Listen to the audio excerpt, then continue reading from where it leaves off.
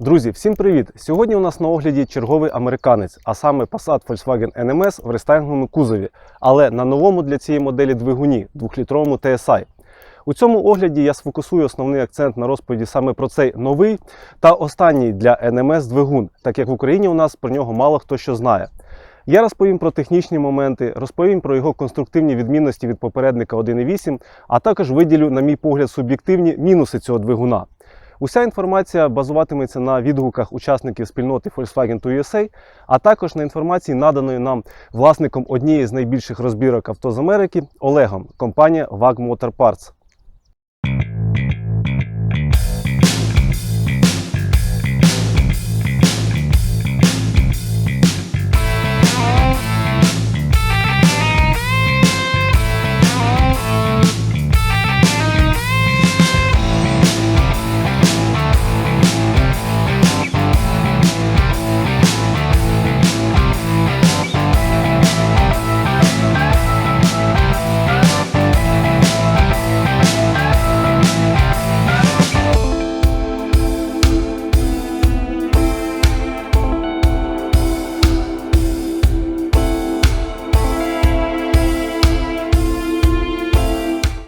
Почнемо з технічних характеристик.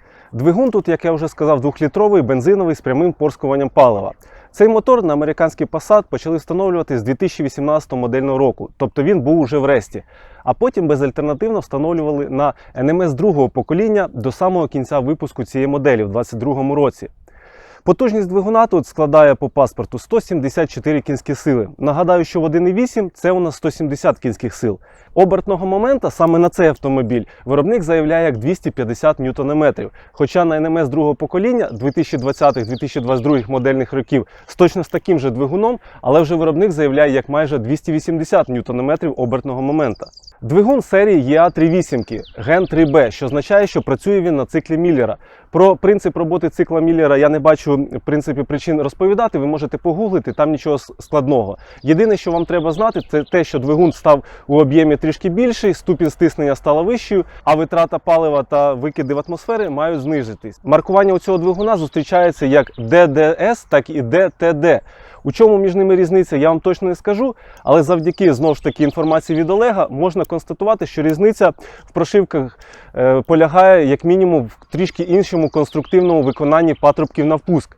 На мою думку, різниця в цих прошивках – це щось на кшталт, як в 1.8 між ЦПК та CPR, тобто один із них більш екологічніший для певних штатів в Америці. Якщо казати про те, на які ще моделі Volkswagen для ринку США встановлювався такий же двигун, то це у нас Atlas, Tiguan Allspace, а також Beetle. Якщо казати про конструктивні відмінності цього нового двигуна від попередника 1.8, то варто зазначити, що в ньому вже два фазики, трішки інші форсунки.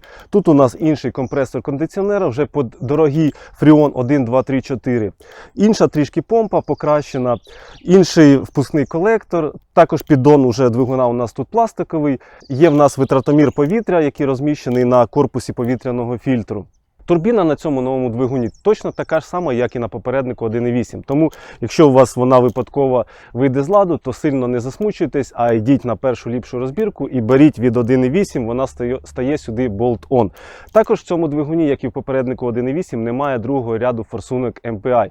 Тобто клапана у вас не омиваються паливом. І це треба взяти до уваги при експлуатації та обслуговуванні даного автомобіля. Виділяючи якісь недоліки або хвороби цього двигуна, то насправді наразі дуже важко щось ще сказати, тому що двигун цей досить молодий, і його в нас в Україні не так багато, і пробіги на них не такі великі.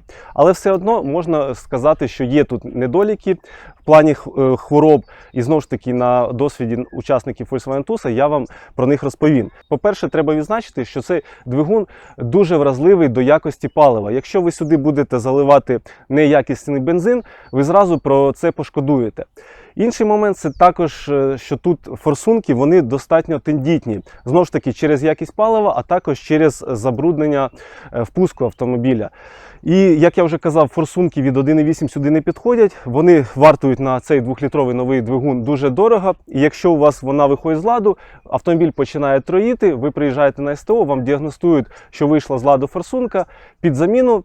Це не дуже, скажімо так, радісна новина, Але тим не менше, знову ж таки, за рахунок досвіду учасників Volkswagen Tour USA, то ви можете розраховувати цю проблему пофіксити досить недорого. Справа в тому, що зачасту така проблема вирішується банально чисткою впускного колектора, клапанів, дроселя та інших елементів, які піддаються впливу нагара під час експлуатації.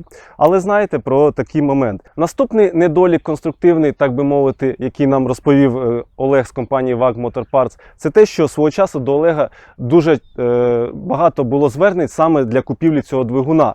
Справа в тому, що ці автомобілі у нас в Україні після ДТП, ясна річ, і, як правило, якщо це був фронтальний удар, можливо, навіть незначний, тут пластиковий піддон двигуна, як я вже казав, і могли пошкоджуватися масляні насоси. На перший погляд, непомітні пошкодження мати, вони наче функціонують, але з часом виходять з ладу, мотор отримував масляне холодання з усіми витікаючими з цього наслідками, тобто до клину двигуна. Це, можна сказати, такий недолік цього двигуна не прямий, але він, в принципі, залежить і йде від того, що сам двигун став, так би мовити, більш тендітним, більш вразливим. Якщо казати про інші технічні властивості цього автомобіля з новим двигуном, то все інше тут не змінилося. Коробка перемикання передач у нас стандартний Aisin японський, це шестиступенева коробка перемикання передач, автоматична, 0,9G, все як і раніше. По шасі попереду у нас традиційно Макферсон, позаду багатоважільна підвізка. По гальмівній системі також без змін. Попереду у нас гальмівні диски 312 мм, позаду діаметр 272 мм гальмівного диску. По кермовій рейці вона також тут не змінилася, з електропідсилювачем керма та системою Servotronic. Тобто на місці кермо у вас обертається досить легко, а на швидкості кермо стає більш важчим.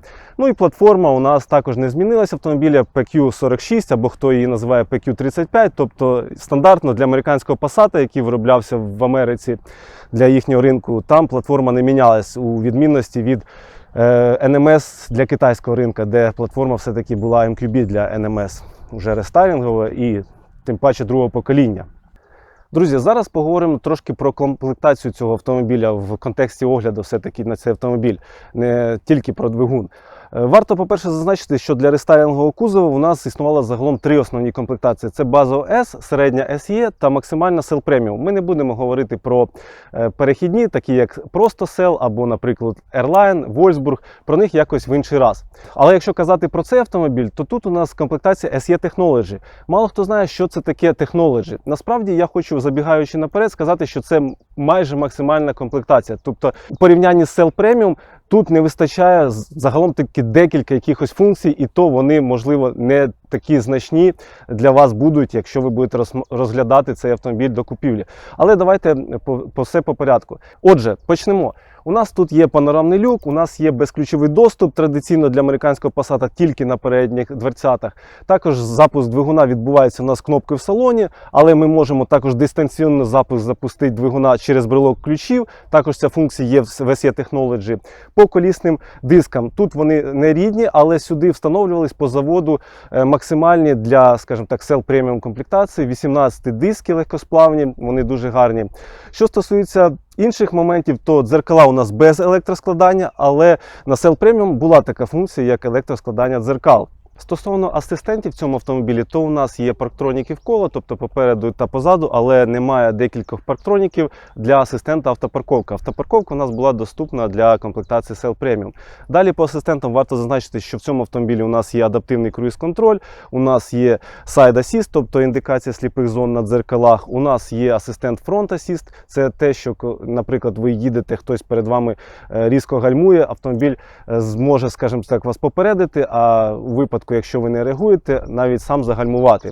Досить корисний і сучасний асистент. Також асистент Rear Alert Assist, тобто якщо ви, наприклад, з паркування десь біля торгового центру виїжджаєте задом і в камеру заднього вигляду воно також тут є, дивитесь і щось, не бачите якусь перепону, або хтось випадково вискочить, чи пішохід, чи автомобіль, то ваш автомобіль за допомогою цього асистенту зможе різко загальмувати. Насправді це трошки, скажімо так, страшно, коли це відбувається, але тим не менш воно убереже вас від зіткнення або наїзду на пішохода, якого ви не побачите під час руху заднім ходом.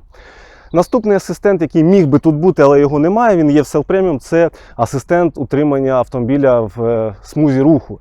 Дуже корисний асистент, але його немає. Ну, тим не менш, це також не така там втрата, якщо ми кажемо взагалом про комплектацію. Далі варто відзначити, що у нас тут топова для цього кузова оптика передня. Це значить, що у нас тут діод в рефлекторі. Вона, звичайно, світить краще, ніж галогенова оптика, яка могла бути на цей кузов. Але недостатньо гарно, як це роблять, наприклад, ті ж лінзовані Китай-фари, які сюди хлопці встановлюють уже в порядку власної ініціативи. Є у нас передні протиотуманки, також вони, в принципі, зазвичай йшли тільки в Cell Premium, як і ця топова оптика. Але оптика ця і на Erlang зустрічається, є в деяких модельних роках, тобто це не обов'язково тільки Cell Premium комплектації фішка. Але що казати про зовнішній вигляд, то незважаючи на те, що оптика ця світить не дуже якісно на по міркам сьогоднішнього часу, але виглядає вона дуже-дуже класно, на мій погляд. Друзі, якщо розглядати задню частину автомобіля, то варто зазначити, що у нас тут ліхтарі задні Full LED. Це максимальні топові ліхтарі, які могли бути для цього кузову. Вони також можуть зустрічатися і на Airline, в залежності від модельного року, але по замовченням вони були тільки на Cell Premium. Дуже класно виглядають, при тому, що ці ліхтарі у нас LED, вони ще по заводу трішки затемнені. Це є така фішка там в Airline, в GT і, як ми бачимо, в інших середніх комплектаціях, тобто яка у нас є комплектація SE Technology. Також у нас тут є функція Easy Open, це коли ви можете відкрити ваш багажник змахом ноги під заднім бампером. Дуже зручна функція, вона є замовченим тільки на Cell Premium. Якщо казати, чого немає позовні у цьому автомобілі порівняно з Cell Premium, то це єдине, що, можливо, немає бокових бічних молдингів по дверях. Бо, як ми бачимо, на задньому бампері у нас є молдинги, вони, в принципі, стандартно йшли на рест, навіть без комплектації. На противагу тому ж до ресту, в якому, наприклад, тільки молдинги позаду і по бічним дверям, вони були доступні тільки для Cell або Cell Premium комплектації, або якісь уже пізніше перехідні комплектації з пакетом зовнішній вигляд. Друзі, перебравши всередину цього автомобіля комплектації SE Technology, я знову ж таки вам буду розповідати, що у нас тут є і чого не було в порівнянні, чого немає в порівнянні з Cell Premium. Але знову ж таки, цих відмінностей від Cell Premium тут буде буквально там декілька позицій. І то невідомо, чи вони будуть для вас значущі, чи ні. Почнемо. У нас шкіряне мультикермо з керуванням, наприклад, адаптивним круїз-контролем, мультимедією, якимось показниками бортового комп'ютера. Це стандартне кермо, яке встановлювалося і на максимальну комплектацію Cell Premium. Під кермових пелюстків перемикання передач тут у нас немає, але вони встановлюються тільки на комплектацію Airline або на версію такого автомобіля з двигуном 3,6 літра. Далі ми бачимо, що у нас приборна панель топова для цього кузова, вона кольорова, з індикацією такими напів 3D моделями посередині в бортовому комп'ютері, тобто дуже-дуже така гарна приборна панель. Далі ми бачимо, що в даному автомобілі у нас, незважаючи на те, що немає аудіосистеми Fender, але вона могла бути в Cell Premium, у нас тут є топова магнітола Discovery Media, тобто з підтримкою навігації. Як правило, такі магнітоли встановлювалися одразу з Fender, тобто з аудіосистемою Fender. Далі ми бачимо, що у нас є традиційний двозонний клімат-контроль, у нас є, в принципі, підігрів всіх сидінь, передніх це стандартно, і задній диван. Тобто задній диван у нас, як правило, йшов тільки для Cell Premium. Також позаду у нас є роз'єм USB для підзарядки ваших гаджетів. Хтось буде позаду їхати, з пасажирів зможе підзарядити свій гаджет. Як я вже казав, двигун у нас запускається кнопкою. Тут є кнопка відключення або включення парктроніків в коло. Немає кнопки автопарковки, ну, відповідно, тому що цього асистента немає. У нас є салонне зеркало заднього вигляду з безрамочною формою, тобто воно могло бути або таке топово, або більш простіше. Чого тут у нас немає? Це немає управління воротами або шлагбаумом з козирка або з дзеркала, вже коли вони там почали його виконувати, не пам'ятаю точно. Але ця функція HomeLink, вона була доступна по замовченням на Cell Premium, у нас її немає. Далі варто відзначити, що самі сидіння у нас традиційно для середньої комплектації виконані зі штучної шкіри. Вона, в принципі, скажімо так, не дуже якісна, але тим не менше для середніх комплектацій тільки такий матеріал був доступний. Якщо ми кажемо про Cell Premium, то там у нас сидіння йшли з натуральної шкіри, і сидіння ці мали більш спортивну, більш кращу бокову підтримку. Також на Cell Premium у нас була доступна пам'ять положення водійського сидіння. Тут в цьому автомобілі цього асистенту немає. Також немає у нас повної електрорегулювання переднього пасажирського сидіння. Традиційно для середньої комплектації воно регулюється механічно по всім параметрам. Чого тут ще немає, так це те, що, наприклад, з 18-го модельного року вже Volkswagen прибрав традиційний свій годинник сюди з торпедо і просто поставив кнопку аварійки з написом Passat. Щоб, напевно, людина, власник, не забували, що тут у нас він їде в Passat. Але, як на мене, таке собі рішення.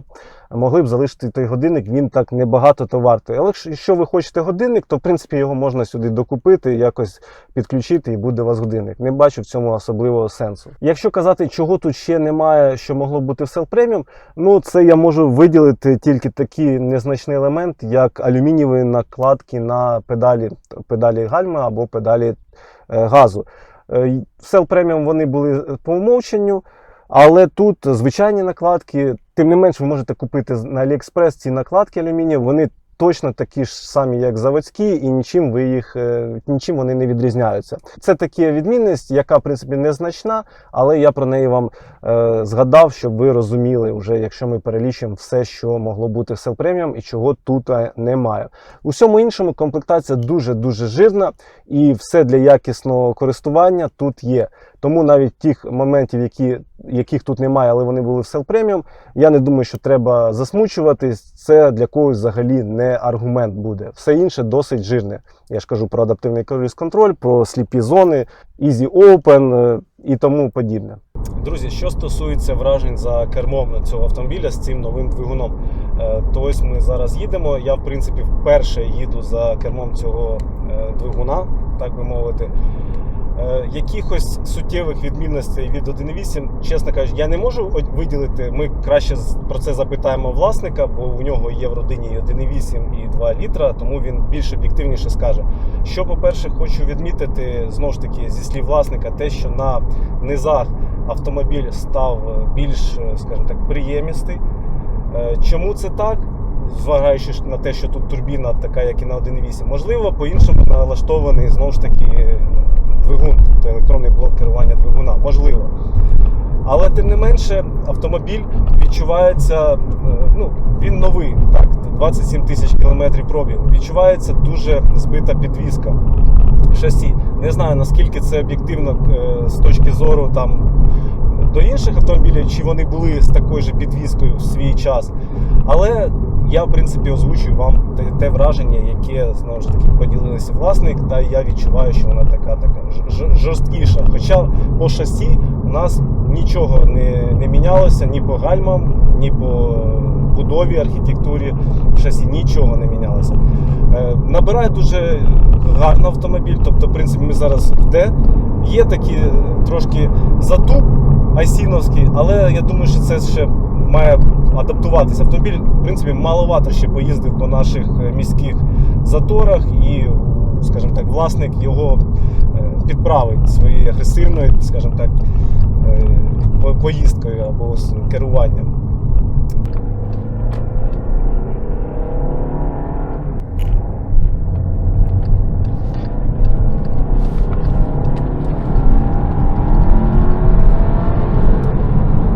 Друзі, загалом, що казати про двигун, то варто відзначити, що мені, по-перше, незвично, тому що я звик на своєму 3.6 натискати педаль, і мені важко казати, це нормально, вона розгон бере або ні. Але мені здається, що все-таки є якесь обмеження по потужності в порівнянні з тим же 1.8, саме в плані там викидів, витрати палива, тому вона, можливо, не така, скажімо так, різва або така ж там швидка, як 1.8. Хоча, знову ж таки, на низах чувствується, що є підрив. Тобто от саме через це, можливо, якщо 1.8 стає проти цього 2.0, то ми бачимо, що 2.0, в принципі, він їде спочатку швидко. Але, тим не менш, загалом, ну, знову ж таки, вам треба зрозуміти, для чого ви обираєте автомобіль, який двигун. Тобто, якщо ви хочете максимально свіжіший автомобіль, у тому числі так званий B9, так, НМС 20-22 років, то, звичайно, там тільки буде цей двигун 2-літровий. Якщо вам не принципово рік і, ну, можливо, пробіг, да, і ви там згодні на пробіг там 150 тисяч кілометрів, то 1.8 в принципі, буде нормальний двигун, і мені здається, в чомусь він і буде і краще.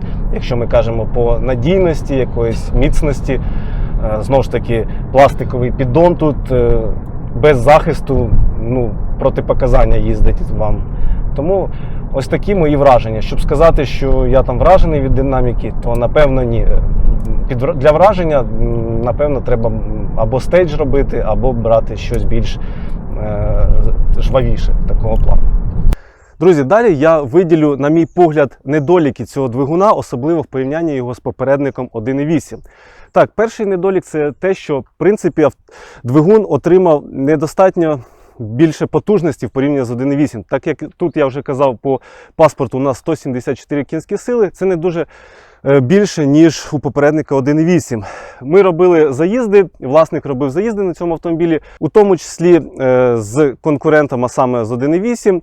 І можу вам сказати, що цей автомобіль на низах, в принципі, дуже різкий, дуже динамічний, але потім він програє в чисту 1.8. Ви можете зараз побачити цей заїзд, який був саме власником на цьому автомобілі проти 1.8 червоного кольору.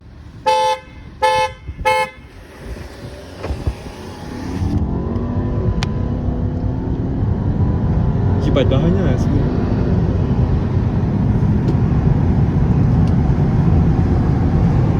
Блять, 140, идем. Тормози. Наступний мінус – це те, що для цього двигуна, в принципі, більш вартісні запчастини та комплектуючі. Як я вже казав, тут у нас трішки інший компресор кондиціонера під Freon 1, 2, 3, 4. Та й сам Freon 1, 2, 3, 4, хто знає, він дуже дорогий. Щоб заправити тут систему, це вам вийде порядка там 7-10 тисяч гривень, в залежності від того, де ви будете це робити. Наступний мінус – це те, що двигун в своїй масі став більш, скажімо так, тендітним, більш вразливим конструктивно, технічно. Як я вже казав, він більш вибагливий до якості палива. Тут форсунки досить тендітні і від 1.8 вони не підходять, на жаль. Також тут у нас пластиковий масляний піддон. Десь ви будете їхати на легкому бездоріжжі, без захисту, цокнетесь піддоном, або він у вас трісне, розлетиться, або непомітно пошкодиться масляний насос. Це також все такі речі, які не додають йому надійності, а знову ж таки в порівнянні з 1.8. Наступний мінус – це те, що по цьому двигуну ще недостатньо багато донорів на розбірках. Як ми розуміємо, двигун почали встановлювати на американський Passat з 2018 модельного року, тобто це досить недавно. Якщо у нас ми кажемо про 2.5, 1.8, то цих двигунів, комплектуючих навісного, дуже багато вже завезли цих автомобілів, багато на стелажах, на складах у людей на розбірках вони є. То по цьому двигуну вам потрібно буде пошукати необхідну запчастину, необхідне навісне обладнання. І якщо ви його знайдете, то ціна його буде більш вартісна, ніж на той же 1.8, тому що, як ми знаємо, дефіцитна річ, вона завжди вартує більше. Наступний мінус, знову ж таки, на мій погляд, це те, що по цьому двигуну ще недостатньо кваліфікованих майстрів і недостатньо велика база досвіду. Чому так? Наприклад, якщо у вас 2.5, 1.8, ви заїдете на будь-яке СТО, якщо це профільне або якщо це клубне, вам зразу скажуть там по 1.8, тут треба масловідділювач поміняти на нову ревізію для профілактики, тут може потекти там корпус термостата, помпа може потекти.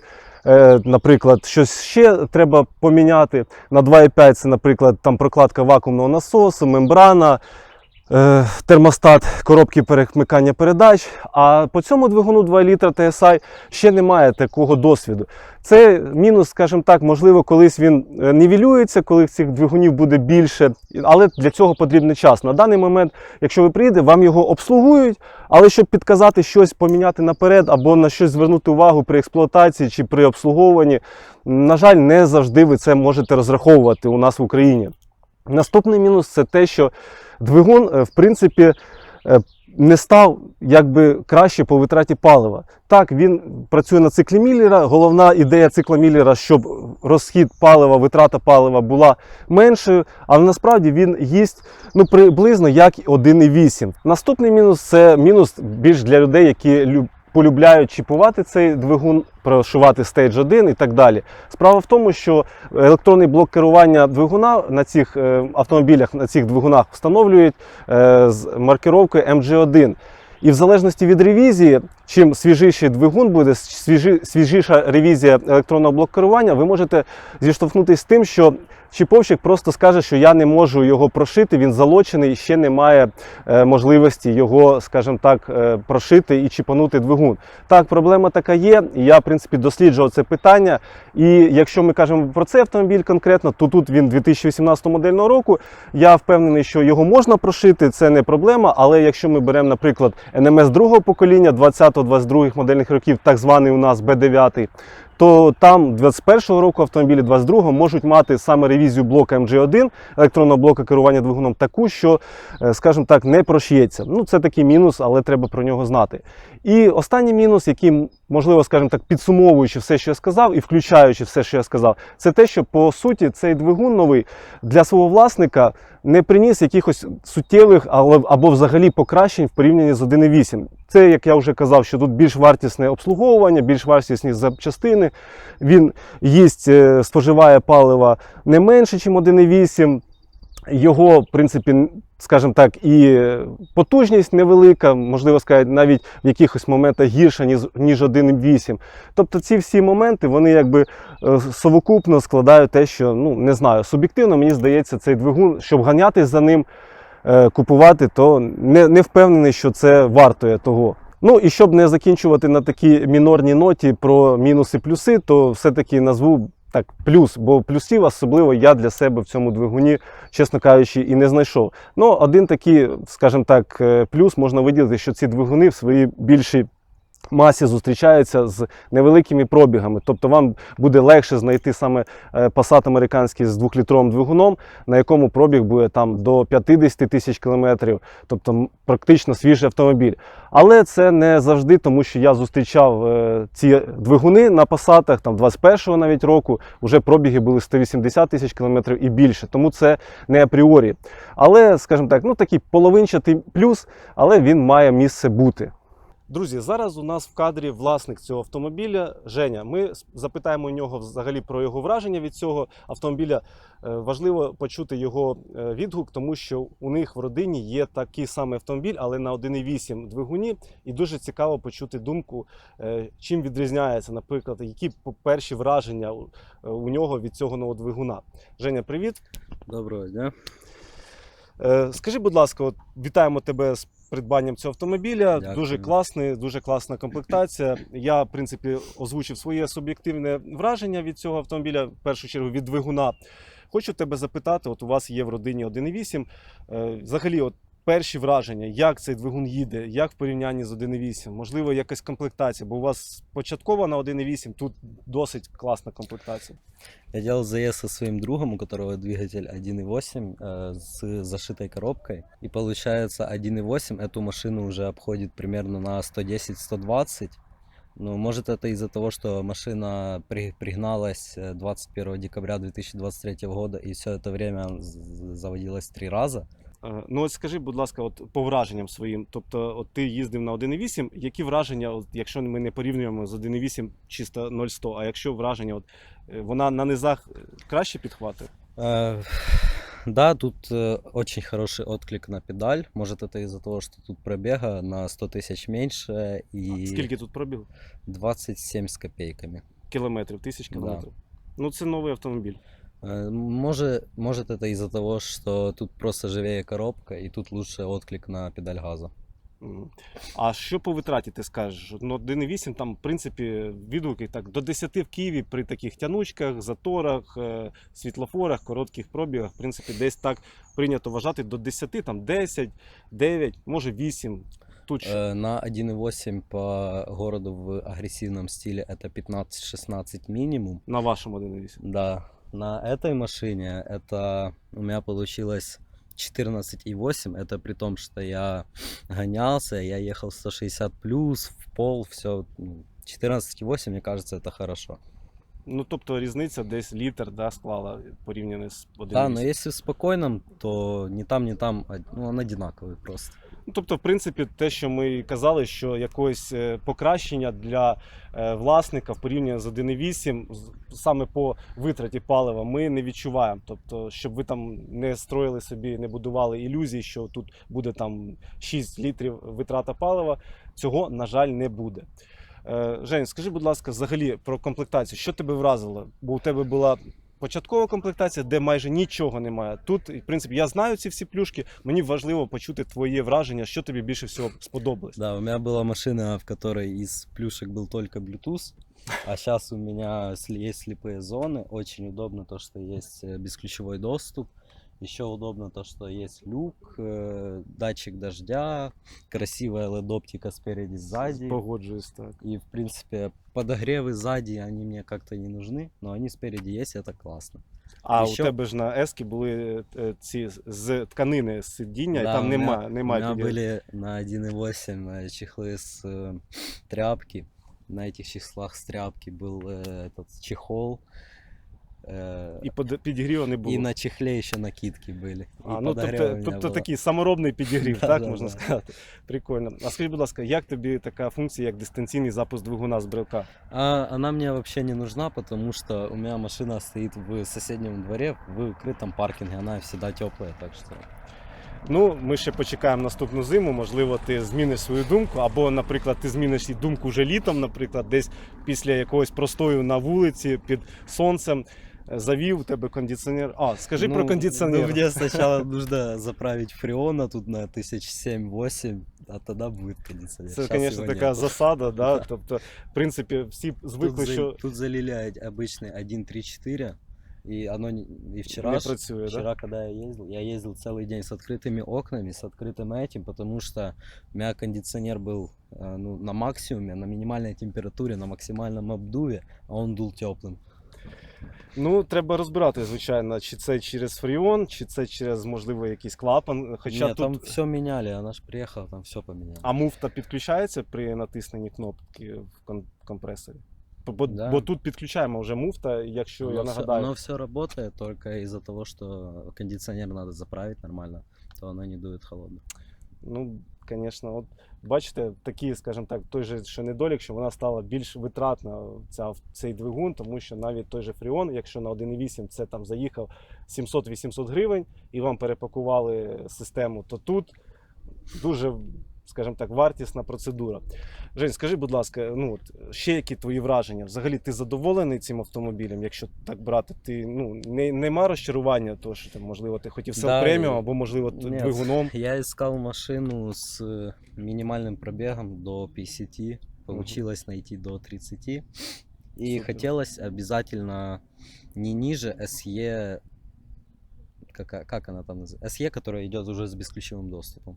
Я зрозумів. Ну, можливо, це і є технології, в залежності від модельного року, вони могли там Airline ті ж з безключовим бути. И еще по Airline у них есть комплектация очень интересная. Airline SE называется. Там все так же, что в SE Technology, но там идет полный обвес Airline, бесключевые доступы, люки, слепые зоны, там все есть. Ну, то вже якихось пізніх ти маєш на увазі, то також на 19-й год. ну да, там вже йшли ерлайни такі заряджені. Але якщо ми кажемо про ерлайни 16-х модельних років, це барабани без люка, Ну, да. без оптики. Ну, обвіз, в принципі, можна і сюди поставити від ерлайна. А зачем?